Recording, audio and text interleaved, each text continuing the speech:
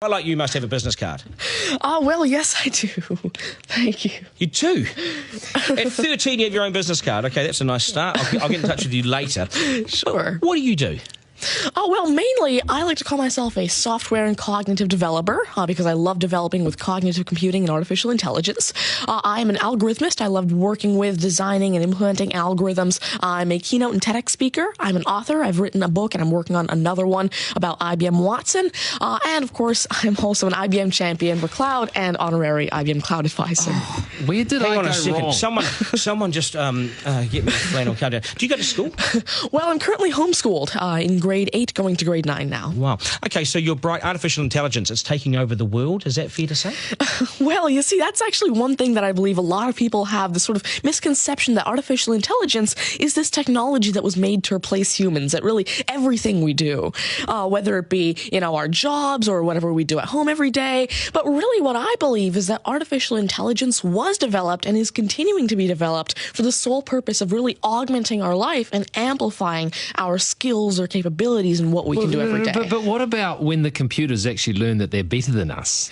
Well, you see, that's sort of called a singularity of artificial intelligence, at which point artificial intelligence has surpassed human intelligence to the point that we cannot control it. But really what I believe at this point, artificial intelligence, I won't go into the details right now since we're limited on time, but the thing is right now, artificial intelligence itself as a technology is so foolable and so primitive that either A, we won't reach that singularity point, or B, if we do, it's a very long ways off. Do you understand that, Mark? No. I couldn't. I wanted to take notes for the exam at the end of this. You lost them in the first sentence. Could I perhaps offer you a golf ball? There you go. Thank you very much. You do this YouTube channel, which you teach people. What is that all about, and who is your target audience? Yeah, sure. Now, I actually have a YouTube channel called Tanmay Teaches that I've been running for around 6 years now, and it has over 144 videos and now 22,000 subscribers. And so on it, I love to teach about computing, really programming, these algorithms that I develop, machine learning especially, math, science, and especially technologies like IBM Watson. Because, of course, I like to share my knowledge because I realize that there's this lack of resources for people to learn about technologies like AI, which is why I absolutely love sharing my knowledge through, of course, these YouTube videos, the books that I'm authoring, the keynotes that I have, and really Watson comes in here in such a great way because Watson allows me... What's Watson? Sure. Mark thinks he's a golfer, but what is Watson? Now, IBM Watson is essentially a cognitive system that allows developers to incorporate cognitive and machine learning into their applications without having to code in the actual intelligence.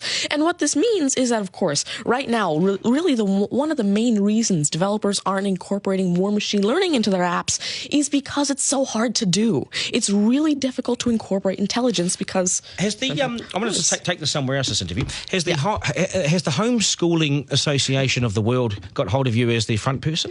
Well, there is actually a Homeschooling Legal Defense Association, I believe, HSLDA in Canada, and I actually had a keynote for them last year in Niagara Falls. You're the poster boy for homeschooling, aren't you? Well, I did have a keynote for them, and I talked a lot about the advantages of homeschooling and why it's great for kids who want to go into different and really targeted subjects. Okay, I want to get right down to business now. When did you realise you were bright and smarter than most?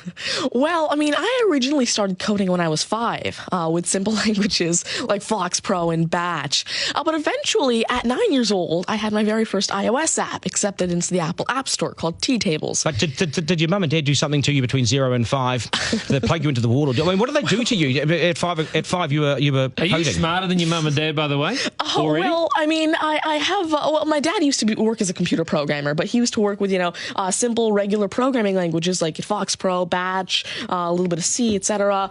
But you see, now I'm really interested in artificial intelligence and how it can actually be implemented on all these different platforms. You'd be a nightmare to teach. You'd be an absolute nightmare to teach, wouldn't you? Because you'll be smarter than the lecturers. You would I never want to get in an argument with you, ever.